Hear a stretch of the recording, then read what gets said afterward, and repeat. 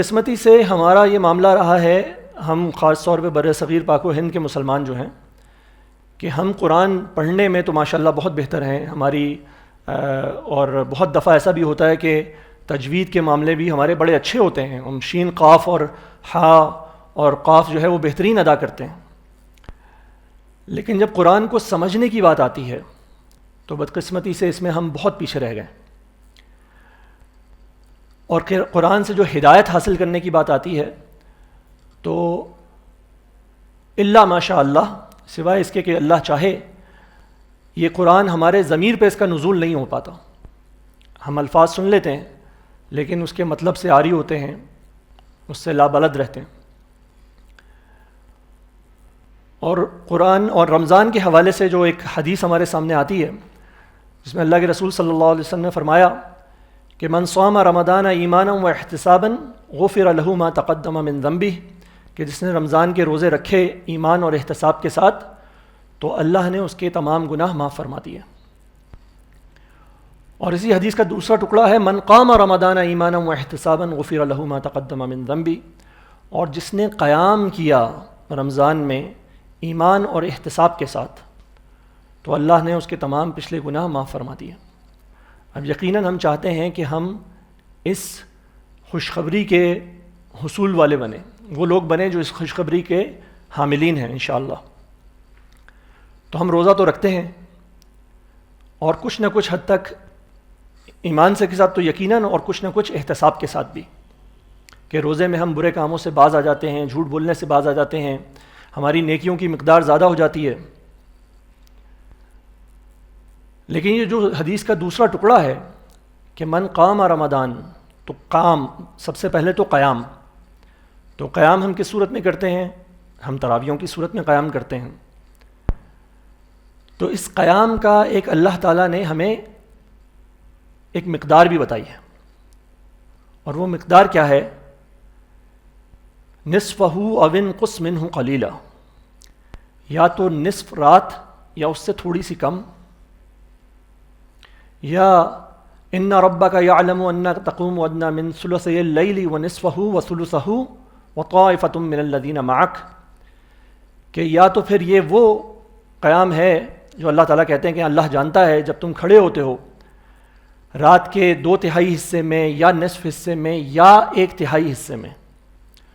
تو قیام جو ہے، جس پہ نبی کریم صلی اللہ علیہ وسلم کی طرف سے یہ بشارت ہمیں عطا ہو رہی ہے کہ جو قیام کرے گا رمضان کے اندر، اس کے لیے اس کے تمام پچھلے گناہ معاف کر دیے جائیں گے۔ تو اس قیام کی جو نصاب ہے جو اللہ تعالیٰ نے ہمیں قرآن مجید میں بتایا، وہ ہے 2/3 شب یا نصف شب، یا کم سے کم تعداد میں، کم سے کم مقدار میں 1/3 شب۔ تو اب بات یہ ہے کہ ہماری تراویحاں تو 1/3 شب کو نہیں پہنچتی،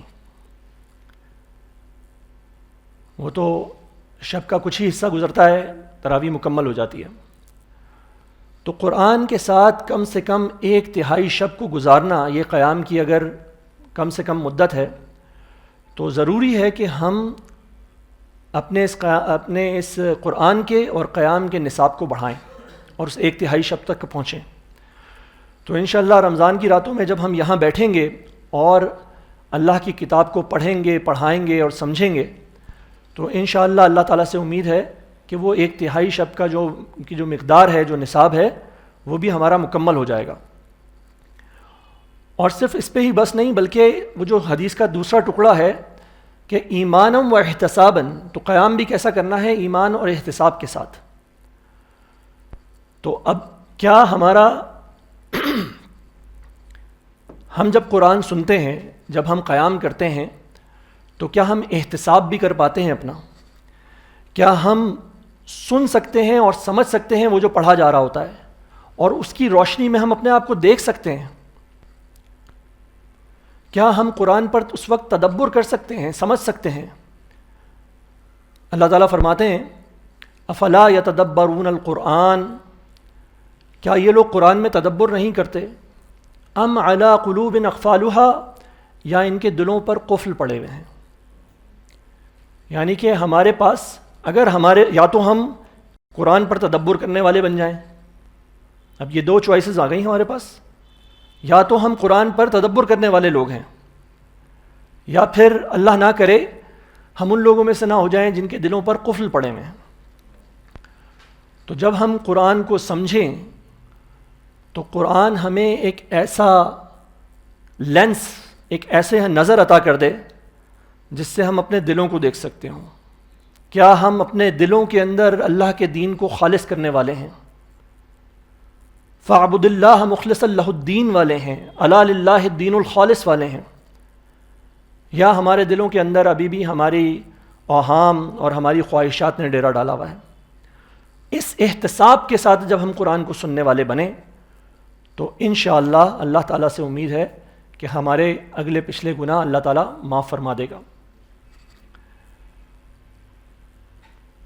تو ایک اور حدیث اس متعلق کہ قرآن اور روزہ جو ہے وہ قیامت کے دن شفاعت کرنے آئیں گے۔ تو روزہ کہے گا کہ اے رب، میں نے اس انسان کو دن کے وقت کھانے پینے اور شہوات سے روک کے رکھا، تو اس کے حق میں میری شفاعت کو قبول کیجیے۔ اور قرآن کہے گا کہ اے میرے رب، میں نے اس کو راتوں کو جگائے رکھا، میں نے اس کو راتوں کو سونے سے منع کر کے رکھا، تو اس کے حق میں میری شفاعت کو قبول کیجیے۔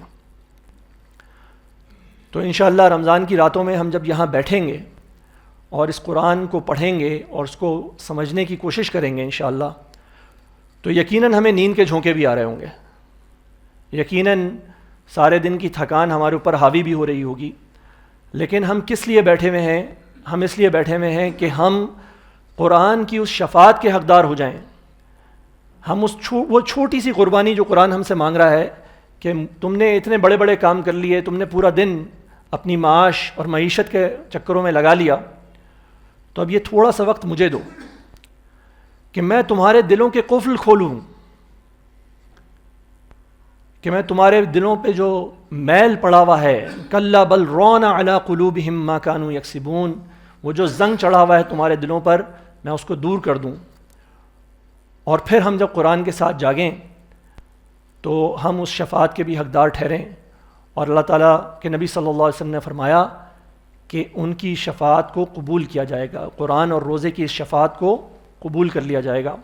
تو اللہ تعالیٰ ہمیں بھی ان لوگوں میں سے کرے جو قرآن اور روزے کی شفاعت کے حقدار ٹھہرتے ہیں، اور جو ایمان اور احتساب کے ساتھ ان تراویوں میں اور ہر جگہ جب بھی قرآن پڑھنے پڑھانے والے بنیں گے تو اپنے ایمان کے ساتھ اور احتساب کے ساتھ ایسا کرنے والے ہوں گے۔ اچھا، لیکن کچھ ایسا لگتا ہے کہ یہ اگر کر لیا تو بہت اچھی بات ہے، لیکن اگر نہ بھی کیا تو کیا؟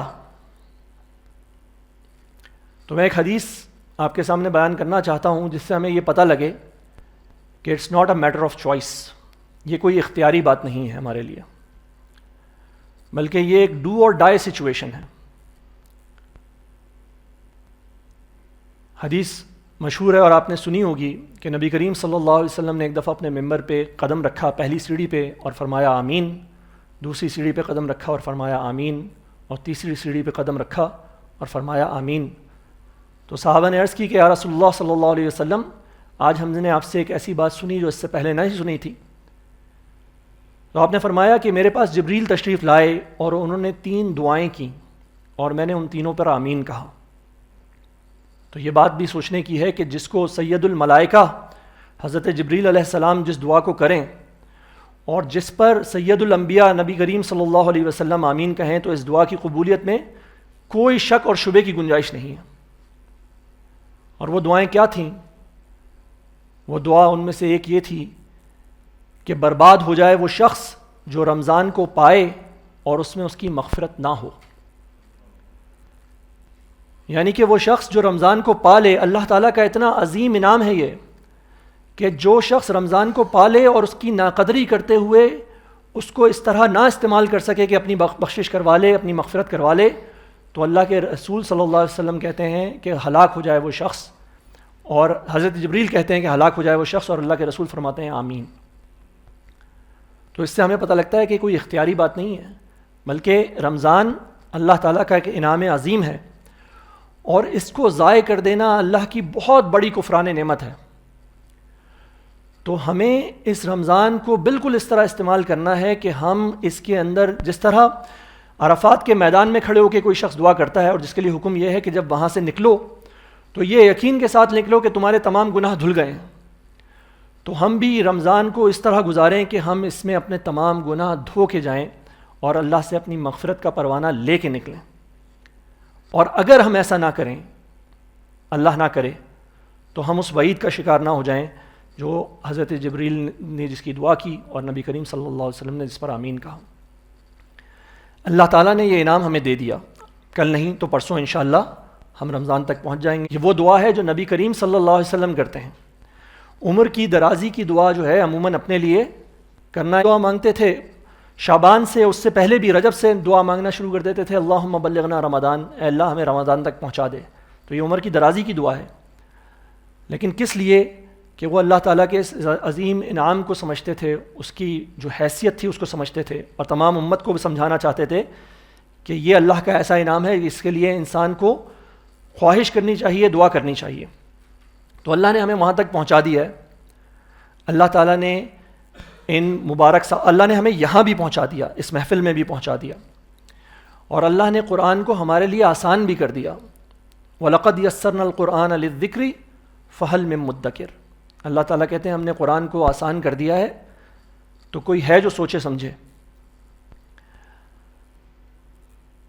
یہ وہ راتیں ہیں جن کے اندر قرآن کا نزول ہوا، یہ وہ راتیں ہیں جن میں اللہ تعالیٰ نے، اب اس کے دن میں اللہ تعالیٰ نے ہمیں روزے کی عبادت عطا فرمائی۔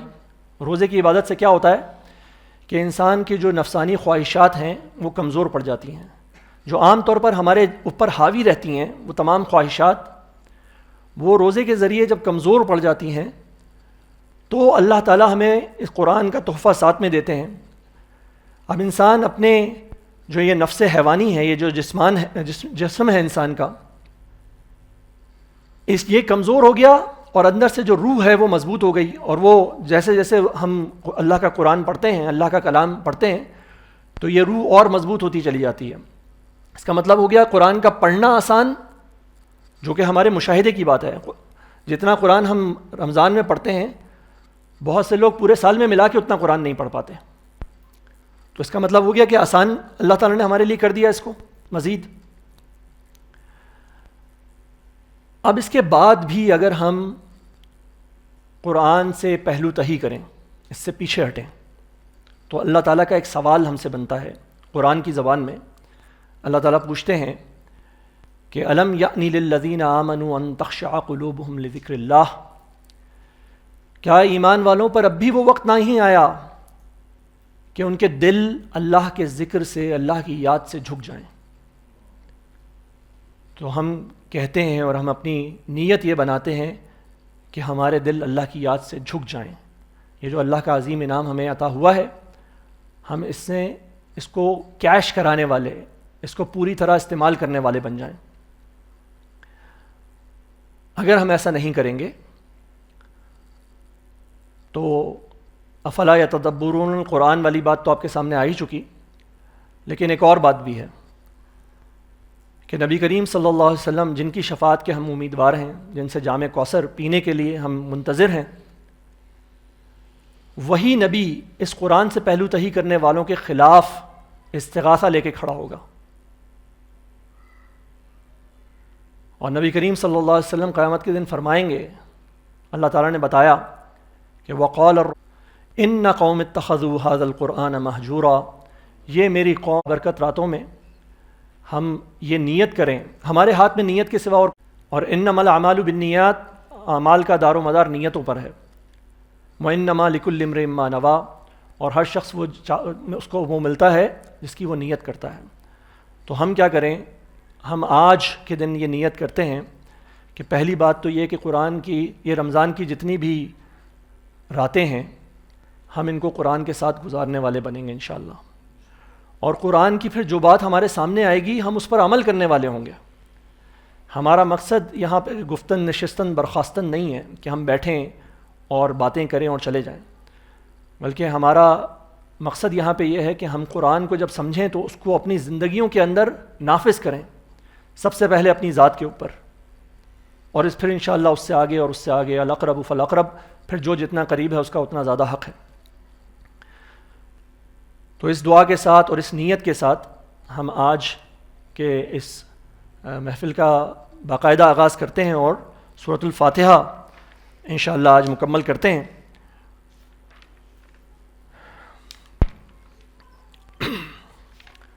اعوذ باللہ من الشیطان الرجیم، بسم اللہ الرحمن الرحیم۔ تو سب سے پہلے اعوذ باللہ من الشیطان الرجیم کہ ہم اللہ تعالیٰ کی پناہ مانگتے ہیں شیطان مردود سے۔ اور یہ کیوں مانگتے ہیں ہم؟ کہ یہ اللہ ہی نے ہمیں ہدایت کی ہے کہ فَإِذَا قَرَأْتَ الْقُرْآنَ فَاسْتَعِذْ بِاللَّهِ، کہ جب تم قرآن کی تلاوت کیا کرو تو پہلے اللہ سے پناہ مانگا کرو۔ اور یہ پناہ بھی کیوں مانگنی ہے ہمیں؟ کیونکہ شیطان نے ایک چیلنج دیا تھا اللہ تعالیٰ کو۔ اس نے کہا تھا کہ قَالَ فَبِمَا أَغْوَيْتَنِي، اس نے کہا کہ اے اللہ جو تو نے مجھے گمراہ کیا، لَأَقْعُدَنَّ لَهُمْ صِرَاطَكَ الْمُسْتَقِيمِ، تو میں لازماً بیٹھوں گا ان کے لیے تیری صراط مستقیم پہ۔ یہ قرآن صراط مستقیم ہے، یہ قرآن وہ سیدھا رستہ ہے جو اللہ تعالیٰ نے ہمیں عطا فرمایا ہے۔ تو جب کوئی شخص، اس کا پہلا شیطان کا دعو تو یہ ہوتا ہے نا کہ انسان کو نیکی کی طرف آنے نہ دے، لیکن اگر کوئی شخص نیکی کی طرف آ جائے، الحمدللہ ہم یہاں بیٹھے ہوئے ہیں تو اللہ نے ہمیں نیکی کی طرف آنے کی توفیق دی آج۔ شیطان کا دوسرا وار کیا ہوتا ہے کہ وہ ہماری نیتوں میں خلل ڈالے۔ تو ہم شیطان سے پناہ مانگتے ہیں اللہ کی کہ اللہ اس شیطان کو ہمارے اوپر حملہ کرنے سے روک دے۔ تو ہم پڑھتے ہیں اعوذ باللہ من الشیطان الرجیم۔ اور دوسری بات، بسم اللہ الرحمن الرحیم، اللہ کے نام سے شروع کرتے ہیں جو رحمان اور رحیم ہے۔ یہ بھی اللہ تعالیٰ کا حکم ہے۔ پہلی ہی سورہ میں اللہ تعالیٰ نے حکم دیا تھا کہ اقرأ بسم ربک الذی خلق، پڑھو اللہ کے نام سے جس نے تخلیق کیا۔ تو ہم پڑھتے ہیں اللہ کے نام سے بسم اللہ الرحمن الرحیم۔ اور یہ وہ الفاظ ہیں جو پہلی دفعہ قرآن میں نہیں آ رہے، بلکہ اس سے پہلے تمام امتوں کے اندر ہر جو ایک نیکوکار شخص ہوتا ہے، جب وہ کسی نیک کام کی ابتدا کرتا ہے تو خود بخود اس کی زبان پہ آنے والے لفظ یہی ہوتے ہیں کہ میں شروع کرتا ہوں اللہ کے نام سے۔ یہ بات ہمیں بتائی گئی حضرت نوح علیہ السلام کے واقعے میں کہ جب کشتی میں سوار کر لیا سب کو تو فرمایا بسم اللہ مجرہا و مرساہا، تو اللہ کے نام سے اس کا چلنا اور اس کا رکنا۔ اور جب حضرت سلیمان علیہ السلام خط بھیجتے ہیں اپنا، تو وہاں پہ بھی یہی بتایا گیا کہ انہ من سلیمان و انہ بسم اللہ الرحمن الرحیم۔ تو یہ بسم اللہ ہر اچھے کام کی ابتدا میں ہے، اور اس سے اچھا کام، اس سے بڑی خیر، قرآن سے بڑی خیر تو کوئی ہے نہیں۔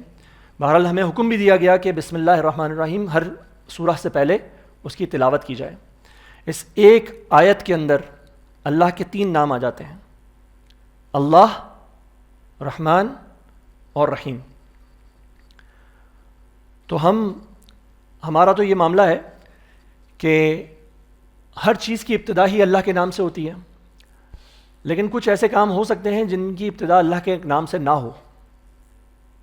ایسے کون سے کام ہو سکتے ہیں جی؟ معصیت والے کام۔ تو ہر معصیت والا کام جو ہے اس میں ہم بسم اللہ الرحمن الرحیم نہیں پڑھ سکیں گے۔ تو اس کا مطلب کیا ہوا؟ تمام کام بسم اللہ پڑھ کے شروع کرنے ہیں، اور معصیت والے کام میں بسم اللہ پڑھ نہیں سکتے تو معصیت والا کام کرنا ہی نہیں ہے۔ تو جب بسم اللہ پڑھتے ہیں تو پہلے کیا ہو جاتا ہے؟ سب سے پہلی چیز کہ ہم صرف اچھے ہی کام کر سکیں گے، برے کاموں سے بچ جانے کی توفیق ملے گی۔ اس پہ تو میں بسم اللہ نہیں پڑھ سکتا۔ بہت سارے کام تو ہوتے ہیں نا جو درمیان کے ہوتے ہیں، بین ہم تو کہہ رہے ہوتے ہیں کہ جائز ہیں، لیکن پتہ لگ رہا ہوتا ہے کہ اس پہ بسم اللہ نہیں پڑھی جا سکتی۔ تو نہیں پڑھی جا سکتی تو پھر اس کو بھی چھوڑ دینا ہی مناسب ہے۔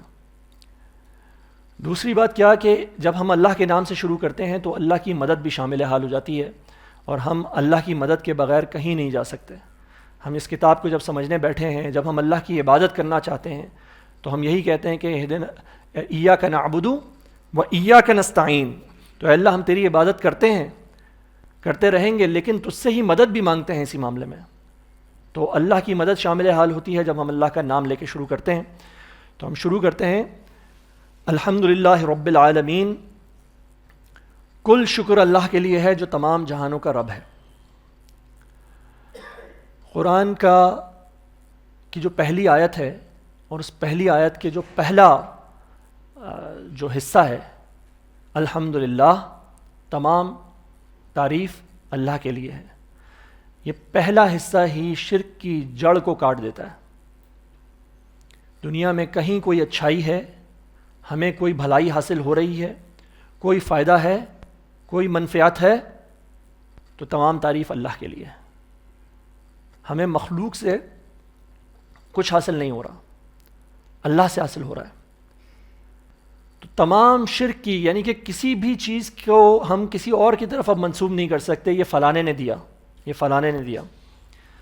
اچھا، دنیا کی حد تک اللہ تعالیٰ وسیلہ بناتا ہے، اور ہمیں دنیا میں لوگوں کا بھی شکر ادا کرنا ہے، بلکہ اس کی تو لیے اس حد تک تاکید کی گئی کہ نبی کریم صلی اللہ علیہ وسلم نے فرمایا، من لم یشکر الناس لم یشکر اللہ، جو لوگوں کا شکر ادا نہیں کرتا وہ اللہ کا شکر بھی ادا نہیں کرتا۔ تو ہم لوگوں کے مشکور ہوتے ہیں، ہم لوگوں کا شکریہ ادا کرتے ہیں جس کو اللہ تعالیٰ نے ہمارے لیے وسیلہ بنایا کسی بھی چیز کے لیے، لیکن ہم کسی چیز کا اصل ہونے کو اللہ کے سوا کسی کی طرف منسوب کریں، یہ ناممکن ہے۔ الحمدللہ، تمام تعریف، تمام شکر صرف اللہ کے لیے ہے، جو کہ رب العالمین ہے، جو تمام جہانوں کا رب ہے۔ یہ پہلی آیت ہم جب پڑھ رہے ہیں، اور ہم دن میں کتنی ہی دفعہ، کم سے کم جو فرائض میں ہم 17 دفعہ پڑھتے ہیں اس کو، پھر باقی نوافل اور سنتوں میں جو پڑھتے ہیں وہ الگ ہے۔ یہ آیت تھوڑا سا ہم یہ بھی یاد کر لیں کہ یہ اس وقت کی بھی آیت ہے جب پوری کائنات کی بساط کو لپیٹا جائے گا۔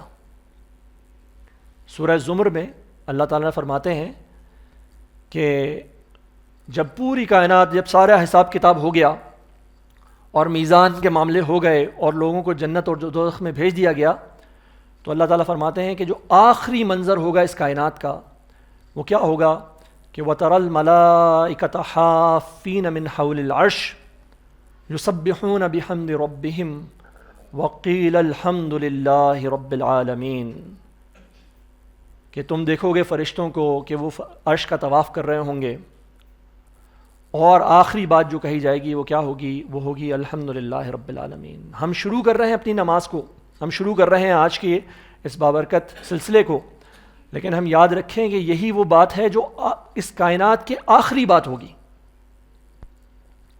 جس پہ ہمارا آپ کا سب کا اختتام ہو جانا ہے، اور جنت میں بھی آخری بات یہی ہوگی۔ یعنی کہ کائنات کی جب بساط لپیٹی جا رہی ہے تب تو یہ الفاظ ہی ہیں، جنت میں بھی آخری بات یہی ہوگی جو اللہ تعالیٰ فرماتے ہیں وَآخِرُ دَعْوَاهُمْ أَنِ الْحَمْدُ لِلَّهِ رَبِّ الْعَالَمِينَ، ان کی آخری پکار، آخری دعا یہی ہوگی کہ تمام شکر اللہ کے لیے ہے جو تمام جہانوں کا رب ہے۔ اور رب کیسا ہے؟ اللہ تعالیٰ فرماتے ہیں الرحمن الرحیم، بہت ہی مہربان، ہمیشہ رحم فرمانے والا ہے۔ دونوں کا مادہ رحمان کا، رحیم کا ایک ہی جگہ سے نکلا ہے، رحم۔ اب اس کے مختلف مطالب بیان کیے گئے کہ کیسے ہے، تو رحمان جو ہے وہ فعلان کے وزن پہ ہے، جس کا مطلب ہوتا ہے جوش، بہت زیادہ طغیانی۔ جب کوئی چیز اپنی عروج پر ہو تو اس کو اس وزن کے اوپر رکھا جاتا ہے، فعلان کے۔ تو رحمان جب رحم عروج پہ ہو جس کا، اور رحیم میں تسلسل ہے، کنٹینیوٹی ہے۔ اچھا، اب انسان جو ہے وہ ان دونوں صفتوں کو ایک دوسرے کے ساتھ نہیں رکھ سکتا۔ ہم نے جب جوش ہوتا ہے تو جوش ہمیشہ تو نہیں رہتا، جوش کا تو مطلب ہی ہے کہ یہ وہ حصہ ہے جو ابھی ہے لیکن اس نے پھر نیچے آنا ہے۔ طغیانی کا تو مطلب ہی یہ ہے کہ وہ پہلی کسی جو بھی جگہ تھی اس سے اوپر ہے۔ لیکن یہ اللہ کی صفت ہے کہ یہ دونوں معاملات ایک جگہ پہ اللہ تعالیٰ کی ذات بابرکت کے اندر جمع ہوتے ہیں، کہ وہ اس کا رحم جو ہے وہ طغیانی پر بھی ہے اور مسلسل بھی ہے۔ اور یہ دیکھیے کہ یہ اللہ تعالیٰ کا پہلا تعارف ہے قرآن کے اندر کہ میں رحمان ہوں اور رحیم ہوں، میرا رحم کی کوئی انتہا نہیں، وہ ٹھاٹے مارتا ہوا سمندر ہے اور اس میں تسلسل بھی ہے۔ مسلمانوں کے بارے میں یہ کہا جاتا ہے کہ بھائی مسلمانوں کا خدا جو ہے نا وہ بڑا سخت ہے، اتنے سخت احکامات دیے ہوئے ہیں، پھر اس کے بعد اگر ان احکامات کو پورا نہ کرو تو جہنم کا وعدہ کرتا ہے۔ عیسائیت میں خاص طور پہ جس کے ذریعے سے، عیسائیت وہ بڑا مذہب ہے آج کل دنیا کا سب سے بڑا مذہب وہی ہے اگر تعداد کے حساب سے دیکھا جائے، تو اس کے اندر یہ ہے کہ جی پیار کی بہت بات ہوتی ہے، اللہ کی محبت کی بہت بات آتی ہے، اور جہاں تک کہ عذاب کا تعلق ہے تو اگر ان کے مطابق اگر حضرت عیسیٰ علیہ السلام کو مانتے ہیں وہ، تو اللہ کے عذاب ان کو نہیں چھوئے گا، وہ ان کا جو کفارے کے عقیدے کے مطابق ان کو چھوڑ دیا جائے گا۔ تو وہ کہتے ہیں بھائی آپ کا خدا جو ہے، مسلمانوں کا خدا بڑا سخت خدا ہے جو عذاب بھی دیتا ہے اور اس عذاب کو اتنی تفصیل سے بیان بھی کرتا ہے قرآن کے اندر۔ تو اللہ تعالیٰ تو جو اپنا پہلا تعارف کرا رہے ہیں وہ ہے رحمان اور رحیم کا تعارف، بہت رحم والا اور ہمیشہ رحم کرنے والا۔ اور اللہ تعالیٰ فرماتے ہیں کتب علی نفسہ الرحمہ، اس نے اپنے اوپر رحم کو لازم کر دیا ہے۔ اللہ کے اوپر کوئی چیز لازم نہیں ہو سکتی، لیکن اللہ نے خود اپنے اوپر رحم کو لازم فرمایا۔ تو جو اچھا یہ ہمیں پتہ کیسے لگتا ہے یہ کہ اللہ تعالیٰ رحمان اور رحیم ہے؟ اللہ تعالیٰ نے یہاں پہ تو بتا ہی دیا ہمیں، لیکن یہ سورہ کو کہا گیا کہ یہ سورہ ہے ایک سلیم الفطرت انسان کے دل کی پکار۔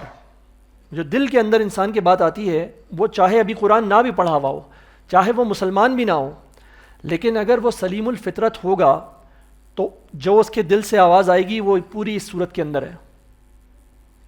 جیسے حضرت آدم علیہ السلام کو اللہ تعالیٰ نے سکھایا، فَتَلَقَّى آدَمَ رَبَّهُ بِكَلِمَاتٍ فَتَلَقَّى آدَمَ رَبَّهُ بِكَلِمَاتٍ، تو اللہ نے حضرت آدم علیہ السلام کو کلمات سکھائے،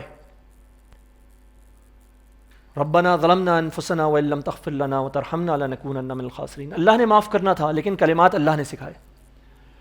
تو بالکل اسی طرح جو ایک سلیم الفطرت نیک دل انسان ہے، نیکوکار انسان ہے، خدا ترس انسان ہے، اس کے دل سے یہ آواز آتی ہے جو اللہ تعالیٰ نے نقل کر دی۔ تو وہ کیا کہتا ہے؟ وہ کہتا ہے الحمدللہ رب العالمین، تمام تعریف اللہ کے لیے ہے جو تمام جہانوں کا رب ہے۔ اور الرحمن الرحیم، وہ کیسا رحم کرنے والا ہے کہ میں دیکھتا ہوں، مشاہدہ کیا ہے ہمارا؟ مشاہدہ یہ ہے کہ لوگ اللہ کی نہیں مانتے، لوگ اللہ کے برخلاف کرتے ہیں، اس کے حکم کی معصیت کرتے ہیں، لیکن وہ اللہ پھر بھی لوگوں کو عطا فرماتا ہے، لوگوں کو بھوکا نہیں مار دیتا، ان کو جیسے ہی وہ معصیت کا ارتکاب کرتے ہیں ویسے ہی ان کو نیست و نابود نہیں کر دیتا، ان کو توبہ کا موقع دیتا ہے، پلٹنے کا موقع دیتا ہے۔ تو ایسا رب کیسا ہے؟ رحمان اور رحیم ہے یقیناً۔ اس نے وہ تمام چیزیں جو میری ضروریات تھیں اس نے بنا کے رکھیں میرے لیے، میرے بغیر مانگے، میں نے تو نہیں مانگی یہ سب چیزیں، اس نے مہیا کیں۔ تو یقیناً ایسا رب بڑا رحمان اور رحیم ہے۔ اور اب چونکہ جب انسان بتاتا ہے، جب یہ ہمیں پتہ لگتا ہے نا کہ وہ بہت رحمان اور رحیم ہے، تو ہم لوگ یہی جملہ کہتے ہیں نا، جب کسی گناہ کا ارتکاب کرنے والے ہوتے ہیں، کسی غلطی کا ارتکاب کرنے والے ہوتے ہیں، تو کیا کہتے ہیں؟ جی اللہ بڑا غفور و رحیم ہے۔ اپنی کسی بھی بات کو جب ہم درست نہیں کرنا چاہتے ہوتے ہیں ہم کہتے ہیں اللہ بڑا غفور و رحیم ہے۔ تو اللہ نے ہمیں ساتھ میں ہی یاد دلایا، اللہ بھی جانتا تھا کہ انسان کے اندر یہ داعیہ موجود ہے، یہ انسان کے اندر یہ فطرت موجود ہے کہ وہ یہ کہے گا۔ تو اللہ تعالیٰ نے اس کو بیلنس کیا کس طرح سے؟ اس نے بتایا کہ میں ہوں مالک یوم الدین، وہ مالک ہے بدلے کے دن کا بھی۔ تو ہے وہ رحمان اور رحیم، لیکن اس کے رحمان اور رحیم ہونے کی ایک نشانی یہ بھی ہے کہ وہ قیامت کے دن انصاف کرنے والا ہے۔ یہ قیامت کے دن کا انصاف جس میں جنت والے جنت میں جائیں گے اور جہنم والے جہنم میں بھی جائیں گے، یہ بھی اس کے رحمان اور رحیم ہونے کی نشانی ہے۔ کیسے؟ کہ آپ سوچئے کہ اگر یہ ڈر نہ ہوتا، اگر یہ تھریٹ موجود نہ ہوتا تو دنیا میں تو لوگ جو ہے وہ کیا قیامت برپا کر دیتے ہیں۔ اگر یہ موجود نہ ہوتی بات کہ اگر یہ درست راہ پہ چلو گے تو جنت ملے گی، لیکن اگر غلط راہوں پہ جاؤ گے تو اللہ تعالیٰ انصاف بھی کرنے والا ہے، تو یہ دنیا کے اندر جو بھی بدقماش قسم کے لوگ ہیں تو انہوں نے تو اس دنیا کو جہنم بنا دینا تھا۔ تو یہ دنیا جو ابھی بھی چل رہی ہے اور کسی حد تک اس کے کام چل رہے ہیں، تو اس میں مالک یوم الدین جو اللہ نے انصاف کرنا ہے تو اس کا ڈر اور اس کا خوف موجود ہے۔ تو اب جب انسان جب یہ دیکھتا ہے کہ ایک رحمان اور رحیم رب ہے جو رب العالمین ہے اور جس نے انصاف بھی کرنا ہے، تو یہ تو ہمارا بڑا محسن رب ہوا۔ اگر یہ محسن رب ہے تو انسان کی جو فطرت ہے وہ کیا ہے؟ انسان کہتا ہے حل جزاء الاحسان الا الاحسان۔ اللہ نے جیسا بتایا انسان کی فطرت وہی ہے کہ احسان کا بدلہ تو احسان ہی ہوتا ہے۔ اب اگر اللہ تعالیٰ رحمان اور رحیم ہے اور ہمارے اوپر اتنے احسان کرنے والا ہے تو ہم احسان کے بدلے میں کیا کر سکتے ہیں؟ آپ میرے اوپر کوئی احسان کریں تو میں اس کا بدلہ دوں گا، کوشش کروں گا کہ کسی طرح آپ کو اس کے بدلے میں کوئی فائدہ پہنچایا جائے، لیکن ہم اللہ کو کوئی فائدہ نہیں دے سکتے، اس کی کوئی حاجت نہیں ہے ہم سے۔ تو اب ہم کیا کر سکتے ہیں؟ ہم اس کے سامنے ہاتھ جوڑ کے کھڑے ہو سکتے ہیں، ہم اس کی عبادت کر سکتے ہیں۔ تو جب انسان نے یہ دیکھا، یہ انسان کی جو ارتقائی عمل ہے اس میں یہی ہوا کہ انسان نے دیکھا جی سورج فائدہ پہنچاتا ہے مجھے، لیکن سورج کو میں تو کوئی فائدہ نہیں دے سکتا، تو اس نے کیا کیا؟ اب جب وہ کوئی فائدہ نہیں پہنچا سکتا، دل سے آواز آ رہی تھی کہ بھائی حل جزاء الاحسان الا الاحسان، احسان کا بدلہ تو احسان ہے، تو اس نے کیا کیا؟ اس نے سورج کے آگے سجدہ کرنا شروع کر دیا۔ یہ اس کا احسان اتارنے کا ایک طریقہ بن گیا۔ تو ہم بھی اللہ کی، اب یہ اللہ کی جو عبادت ہو رہی ہے، اس کا داعیہ، اس کا موٹیو کہاں سے آ رہا ہے؟ وہ اللہ کے ان احسانات سے آ رہا ہے۔ جب آج کل کے دور میں یہ جو سائنسدان اور سوشل سائنٹسٹ قسم کے لوگ جب دین کو سمجھنے کی کوشش کرتے ہیں، مذاہب کو سمجھنے کی کوشش کرتے ہیں، تو وہ کہتے ہیں جی انسان جو ہے وہ دور جہالت میں رہ رہا تھا، کیا ہوا جناب؟ کبھی آسمانی بجلی کڑکی، کبھی طوفان آیا، کبھی سیلاب آیا، تو یہ ساری طاقتیں اس کے اختیار سے باہر کی تھیں، تو اس نے یہ سمجھا کہ بھائی یہ میرے اختیار میں نہیں ہے، کسی اور کے اختیار میں ہے، تو اب میں ان سے بچنے کے لیے اس قوت کے سامنے سجدہ ریز ہو جاتا ہوں، اس کے سامنے ڈنڈوت کرتا ہوں، اس کے سامنے ہاتھ جوڑ لیتا ہوں۔ تو وہ کہتے ہیں کہ عبادت کا جو داعیہ ہے، عبادت کا جو ابتدائیہ ہے، وہ خوف ہے۔ لیکن اس سورہ میں اللہ تعالیٰ ہمیں بتاتے ہیں کہ یہ جو عبادت ہے اس کا چشمہ کہاں سے پھوٹ رہا ہے؟ خوف سے نہیں پھوٹ رہا، بلکہ شکر سے پھوٹ رہا ہے، الحمدللہ رب العالمین سے پھوٹ رہا ہے۔ اللہ کا شکر، اس کے رحمان اور رحیم ہونے پر اس کا شکر، اس کے مالک یوم الدین ہونے پر اس کا شکر ہمیں کہاں تک لے کے جاتا ہے؟ ایاک نعبد تک۔ اے اللہ ہم تیری عبادت کرتے ہیں اور ہم تیری عبادت کرتے رہیں گے۔ یہ ایک دعویٰ بھی ہے اور ایک وعدہ بھی ہے۔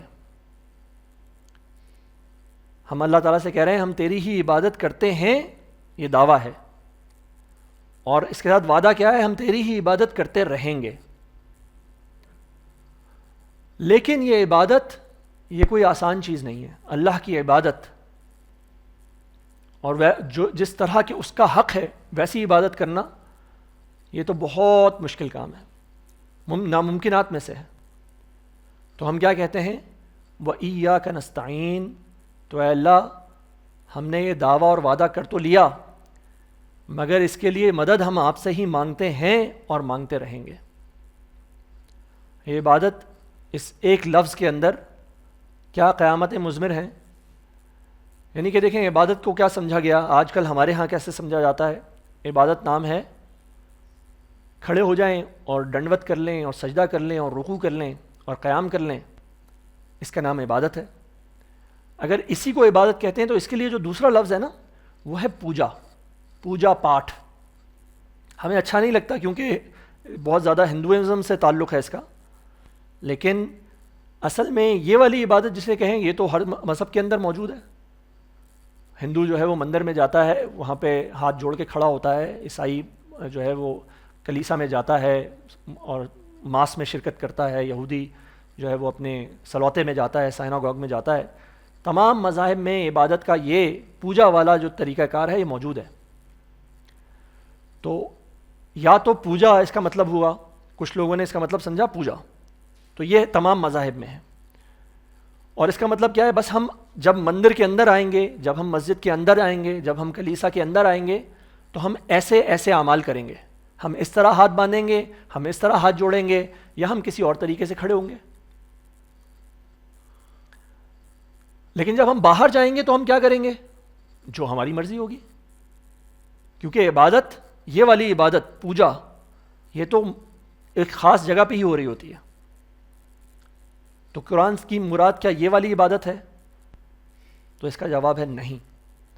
اچھا، اس سے آگے چلیے تو اس عبادت کا ایک اور مطلب جو بیان ہوتا ہے وہ ہے اطاعت، ماننا. تو اب ہم میں سے انشاءاللہ اور بہت سے لوگ اطاعت بھی اللہ تعالیٰ کی کرتے ہیں، ٹھیک ہے، لیکن یہ اطاعت بھی بھائی حکم آ گیا تو اطاعت کر لی، یہ حکم ہے اطاعت کرو، یہ حکم ہے اطاعت کرو، تو یہ بھی ایک وقت مقررہ تک کے لیے ہے. جب حکم آیا تب اطاعت کی. اور اصل لفظ کیا تھا؟ عبادت، یعنی کہ عبد، دیت یعنی کہ بندگی، انسان اللہ کا غلام بن جائے. اب یہ جو غلام بنا ہے نا انسان، یہ مسجد کے اندر غلام نہیں بنتا، یہ مسجد سے باہر بھی غلام نہیں بنتا. یہ ہے غلامی ہوتی ہے ہمہ وقت غلامی، 24 گھنٹے کی غلامی، 24 گھنٹے کی بندگی. انسان نے اپنے آپ کو اللہ کا سپرد کر دیا. اب انسان سوتا بھی ہے تو غلام کی حیثیت سے سوتا ہے، کھاتا ہے تو غلام کی حیثیت سے کھاتا ہے. یہ بھائی غلام کو یہ والی چیز جائز ہے اور یہ چیز ناجائز ہے، یہ حلال ہے اور یہ حرام ہے، تو غلام کیا کرتا ہے؟ بولتا ہے یہ جو حلال ہے وہی کھاؤں گا اور جو حرام ہے نہیں کھاؤں گا. اور جب مالک کا حکم آ گیا کہ یہ جو حلال چیز تھی یہ بھی آج سے حرام ہو گئی تمہارے اوپر، تو وہ کہتا ہے حرام ہو گئی. روزے میں ہمارے ساتھ کیا ہوتا ہے معاملہ کہ جو حلال چیز تھی اللہ تعالیٰ ہمارے اوپر اس کو حرام کر دیتے ہیں ایک وقت مقررہ تک کے لیے. تو ہم مانتے ہیں اس چیز کے اندر کوئی تبدیلی نہیں ہے، وہی وہ پھل ہے، وہی کیلا ہے، وہی سیب ہے ہمارے سامنے جس کو اللہ نے حلال فرمایا ہے، لیکن اب اللہ کا حکم آ گیا کہ یہ حرام ہے تو وہ ہمارے لیے حرام ہو گئی اس وقت کے لیے. اب میں کھاتا ہوں تو ایک بندہ کی طرح، ایک غلام کی طرح، اب میں چلتا ہوں تو ایک غلام کی طرح، اب میں بات کرتا ہوں تو ایک غلام کی طرح، اب جب میں سوتا ہوں تو ایک غلام کی طرح. یہ غلام کی طرح کا سونا کیا ہوتا ہے کہ مالک نے مجھے حکم دیا تھا عشاء کی نماز پڑھو اور پھر سو، تو میں عشاء کی نماز پڑھ کے سو گیا. اور پھر جب مالک کی آواز آئی الصلاۃ خیر من النوم تو میں کھڑا ہو گیا. تو اب یہ بیچ کا جو وقت ہے یہ بھی تو میرا غلامی کے اندر گزرا. جب میں اس بات کے انتظار میں تھا میرا مالک مجھے کب پکارتا ہے، تو میرا یہ تمام وقت غلامی کے اندر گزرا. یہ ہے عبادت، 24 گھنٹے کی غلامی، اپنے آپ کو اللہ کے حکم کے نیچے دے دینا مسلسل اور مکمل. ادخلوا فی السلم کافہ، کہ داخل ہو جاؤ دین میں پورے کے پورے، اپنے پورے وقت کو، پورے وجود کو اللہ کے دین میں داخل کر دو. تو یہ جو عبادت کا یہاں پہ ہمیں حکم آیا، ایاک نعبد، اے اللہ ہم تیری عبادت کرتے ہیں، تو ہم کیا پوجا کرتے ہیں؟ نہیں. کیا ہم صرف وقتی اطاعت کرتے ہیں؟ نہیں، بلکہ ہم اپنے آپ کو ہمہ وقت اللہ تعالیٰ کی غلامی میں دیتے ہیں. اب کیا ہوگا جب اس غلامی کا ہم اقرار کرتے ہیں اور اس کو اختیار کرتے ہیں، تو میری زندگی کا کوئی حصہ اللہ کی اطاعت سے باہر نہیں ہو سکتا، اللہ کی غلامی سے باہر نہیں ہو سکتا. اب یہ والی عبادت انتہائی مشکل ہے. مسجد میں آ کے نماز پڑھ لینا اور واپس چلے جانا یہ تو پھر بھی آسان کام تھا، لیکن یہ اپنے آپ کو مسلسل مکمل سرنڈر کر دینا اللہ کے سامنے. اسلام جس کا مطلب یہ تھا نا ٹو سبمٹ، ٹو سرنڈر، تو یہ ہے وہ عبادت جو اللہ تعالیٰ کو ہم سے مطلوب ہے. یہ عبادت کرنا ہمارے لیے ہمارے اپنے بلبوتے پہ ممکن نہیں ہے. تو اس لیے ہم کہتے ہیں، اس لیے اللہ نے ہمیں سکھایا کہ ایاک نعبد و ایاک نستعین، اے اللہ اب تو ہی ہماری مدد فرما کہ ہم تیری عبادت کر سکیں، یہ ہم سے نہیں ہو سکتی. اہدنا الصراط المستقیم، تو ہدایت عطا فرما ہمیں سیدھے رستے کی. ہمیں تو اس سے مدد بھی چاہیے، اور اب ہمیں وہ رستہ بتائیے جس پہ چل کے ہم آپ کی عبادت کر سکیں. اور نہ صرف یہ ہدایت دیجیے بلکہ اس رستے پہ چلنے کی توفیق اور ہمت بھی عطا فرمائیے. انسان کو پتہ تو ہے بہت سی چیزیں، ٹھیک ہے نا، ہر سگریٹ کے پیکٹ کے اوپر لکھا ہوتا ہے کہ بھائی سگریٹ نوشی صحت کے لیے نقصان دہ ہے، تو پتہ ہوتی ہے انسان کو یہ بات، تو کیا سارے لوگوں نے سگریٹ چھوڑ دی؟ صرف بات کا علم ہو جانا کافی نہیں ہوتا، بلکہ اس بات کا دل کے اندر گھر کر لینا یہ ضروری ہے۔ تو اللہ تعالیٰ سے جب ہم کہتے ہیں کہ اللہ ہمیں سیدھے رستہ دکھائیے، تو سیدھا رستہ بھی ہمیں دکھا اور اس پر چلنے کی ہمیں ہمت اور طاقت بھی عطا فرما، ہمارا دل بھی مضبوط کر دیجئے اس رستے پہ چلنے کے لیے۔ یہ رستہ کون سا ہے؟ یہ رستہ ہے صراط الذین انعمت علیہم۔ ہم پہلے لوگ نہیں ہیں جو اس رستے پہ چلیں گے، اللہ تعالیٰ کے کتنے ہی نیک بندے اس رستے پہ چلتے رہے ہیں، اور ہمیشہ سے حضرت آدم سے لے کر آج تک بہت سے لوگ اللہ کے اس رستے پہ چلنے والے ہوئے۔ تو ہم کہتے ہیں یہ کوئی نیا رستہ نہیں، بلکہ وہ رستہ صراط الذین انعمت علیہم، وہ رستہ ان کا جن پر تو نے انعام کیا، وہ جو انبیاء تھے، من النبیین والصدیقین والشہداء والصالحین، جو نبی تھے ان کا رستہ، اور صدیقین کا رستہ، اور شہداء کا رستہ، اور صالحین کا رستہ۔ اے اللہ ہمیں اس رستے پہ چلائیے۔ غیر المغضوب علیہم ولا الضالین، اور نہ کہ ان کا حصہ، ان کا رستہ جن پر تیرا غضب ہوا، اور نہ ہی گمراہوں کا۔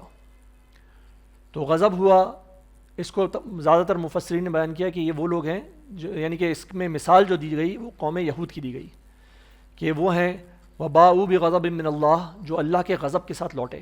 یہ کون لوگ ہیں؟ جو سیدھا رستہ نظر آنے کے باوجود، جو سیدھا، دیکھیں وہ ہم نے کہا نا کہ اہدنا الصراط المستقیم، اللہ ہمیں سیدھا رستہ دکھا، لیکن سیدھا رستہ بہت سوں کو دکھا بھی، لیکن وہ اس پہ نہیں چلے، بلکہ اس کے الٹے رستے پہ چلے۔ تو اللہ ہمیں ان میں سے نہ کر دیجیے گا جن کو سیدھا رستہ دکھے اور پھر وہ اس کے برعکس کریں، تو ایسے لوگ تو وہ ہیں جن کے اوپر تیرا غضب نازل ہوا۔ اے اللہ ہمیں ان کا رستے پہ مت چلائیے گا۔ ولا الضالین، اور نہ ہی ان کے رستے پہ جو بھٹک گئے، جنہوں نے اپنا کوئی خود ہی رستہ الگ بنا لیا، جنہوں نے اپنی چاہے اللہ کے پاس جانے کے لیے لیکن اپنے خیالات سے رستے اختیار کیے، رستے تراشے۔ اور اس میں زیادہ تر مفسرین نے مثال دی ہے عیسائیوں کی، جو اللہ تک جانا چاہتے تھے، اللہ کی محبت کے اندر اور اپنے نبی کی محبت کے اندر انہوں نے غلو کیا، بہت زیادتی کی، تو اپنے نبی کو خدا بنا کے بیٹھ گئے۔ اب وہ سمجھتے ہیں کہ ہم سیدھے رستے پہ جا رہے ہیں، لیکن اصلاً وہ بھٹک گئے، وہ توحید کے رستے سے بھٹک گئے۔ تو اے اللہ ہمیں ان کے رستے بھی نہ کرنا، اور ہمیں ان کے رستے پہ بھی نہ کرنا جو رستے کو واضح ہونے کے بعد بھی اپنے خود کے معاملات پر عمل کرتے ہیں۔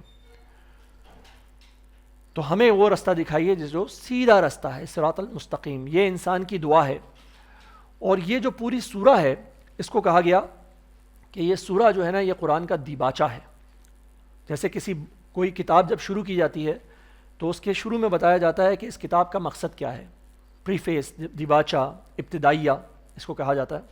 تو بتایا جاتا ہے کہ بھئی یہ کتاب میں نے ایسے ایسے لکھی، جب انسان لکھتا ہے تو بتاتا ہے میں نے یہ کتاب اس لیے لکھی، اس کے یہ مقاصد ہیں، یہ مقاصد ہیں۔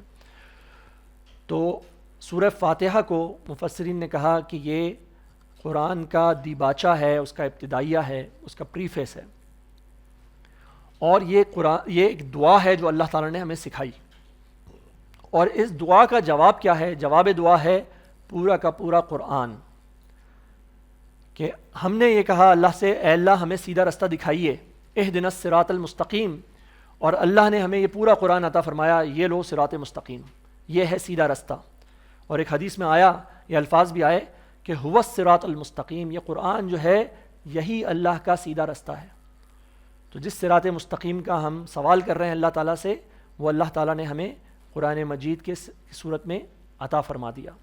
اب ہمارا کام یہ ہے کہ ہم اس صراط مستقیم پر سب سے پہلے چلنے کی نیت کریں، کہ ہمیں جو اللہ تعالیٰ کا رستہ، اللہ تعالیٰ کی طرف سے ہدایت ملتی چلی جائے گی، ہم اس پر بالکل بلا چون و چرا ہم اس پر عمل کرنے والے بنیں گے۔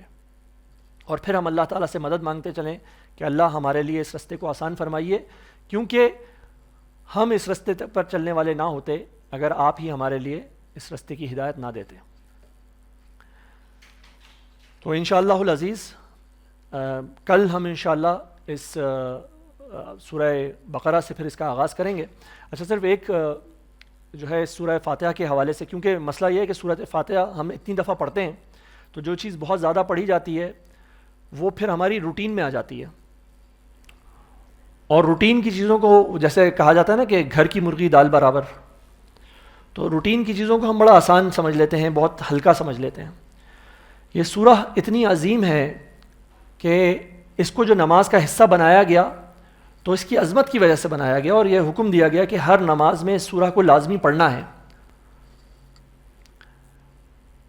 اور اس کی عظمت کا ایک پہلو ہمارے سامنے ایک حدیث سے آتا ہے، ایک حدیث قدسی جو نبی کریم صلی اللہ علیہ وسلم نے بیان فرمائی کہ جب انسان فاتحہ پڑھتا ہے تو اللہ تعالیٰ اس سے مکالمہ کرتا ہے، اللہ تعالیٰ انسان کو جواب دیتا ہے جب انسان فاتحہ پڑھتا ہے۔ تو اللہ تعالیٰ فرماتا ہے کہ قسمت الصلاۃ بینی و بین عبدی نصفین، میں نے صلاۃ کو، یہاں صلاۃ کا مطلب ہے فاتحہ، سورہ فاتحہ، تو میں نے سورہ فاتحہ کو تقسیم کیا اپنے اور اپنے بندے کے درمیان آدھا آدھا۔ تو جب میرا بندہ کہتا ہے فَإِذَا قَالَ عَبْدٌ الحمد للہ، جب میرا بندہ کہتا ہے الحمد للہ، تو میں کہتا ہوں کہ میرے بندے نے میری حمد بیان کی۔ اور جب میرا بندہ کہتا ہے الرحمن الرحیم، جب بندہ کہتا ہے الحمد للہ رب العالمین، تو میں کہتا ہوں میرے بندے نے میری حمد بیان کی۔ جب میرا بندہ کہتا ہے الرحمن الرحیم، تو اللہ فرماتا ہے کہ میرے بندے نے میری ثنا بیان کی۔ اور جب بندہ کہتا ہے مالک یوم الدین، تو اللہ تعالیٰ کہتا ہے میرے بندے نے میری تمجید بیان کی، میری بزرگی بیان کی۔ ہر جملے کے اوپر اللہ تعالیٰ کا جواب آتا ہے۔ تو سوال یہ ہے کہ جب ہم نماز میں پڑھتے ہیں اس سورہ کو، تو کیا ہم اللہ تعالیٰ کے جواب کا انتظار کرتے ہیں؟ کیا ہم اس طرح پڑھتے بھی ہیں کہ اللہ تعالیٰ کا جواب ہمیں سنائی دے رہا ہو؟ کیا ہم اس کو اللہ سے مکالمے کے طور پہ لیتے ہیں، ایک ڈائلاگ کے طور پہ، کہ ہم ایک جملہ کہتے ہیں اور اس کا جواب اللہ تعالیٰ دیتے ہیں؟ تو اگر تو ایسا ہو جائے تو ہماری نمازوں کی شان، ہمارے نمازوں کا خشوع وہ ایک الگ ہی رنگ میں ہو، تو وہ ایسی نماز ہوگی جو مومن کی معراج ہے، کہ معراج پہ نبی کریم صلی اللہ علیہ وسلم اللہ تعالیٰ سے ہم کلام ہوئے۔ تو اللہ تعالیٰ نے ہمیں وہ معاملہ ہمارے لیے ہر نماز کے اندر رکھا ہوا ہے کہ نماز مومن کی معراج ہے۔ جب ہم نماز کو اس کے طریقے پر پڑھیں، جب ہم الحمد کو یہ سوچتے ہوئے پڑھیں کہ ہر آیت کے اوپر اللہ تعالیٰ ہمیں جواب دے رہا ہے، اور اللہ تعالیٰ فرماتے ہیں کہ ایاک نعبد و ایاک نستعین، جب میرا بندہ کہتا ہے کہ اللہ میں تیری ہی عبادت کرتا ہوں اور تجھ سے ہی مدد مانگتا ہوں، تو اللہ کہتے ہیں کہ یہ میرے بندے اور میرے درمیان مشترک ہے۔ ھذا بینی و بین عبدی، یہ میرے اور میرے بندے کے درمیان ہے، یہ کانٹریکٹ ہے، مشترک ہے، اشتراک ہے ہم دونوں کا۔ میرا بندہ یہ کہہ رہا ہے کہ میں تیری ہی عبادت کرتا ہوں، اللہ تعالیٰ کہتا ہے تم میری ہی عبادت کرو گے، تو یہ اشتراک ہے، مانتے ہو اس بات کو کہ تم میری ہی عبادت کرتے ہو، اور بندہ کہتا ہے اللہ میں تیری ہی عبادت کرتا ہوں، اور وَإِيَّاكَ نَسْتَعِينُ، اور میں تجھ سے ہی مدد مانگتا ہوں۔ اللہ تعالیٰ کہتا ہے اگر یہ بات ہے، اگر یہ بات مان لیتے ہو تم کہ تم میری ہی عبادت کرو گے اور میرے سوا نہیں کرو گے کسی کی، اور عبادت وہ جو 24 گھنٹے کی ہوگی، دنیا زندگی کا کوئی حصہ میری عبادت سے الگ نہیں رکھو گے، تو کیا ہوگا؟ ھذا بینی وعبدی ولعبدی ما سأل، تو میرے بندے کے لیے پھر وہ ہوگا جس کا وہ سوال کرے گا۔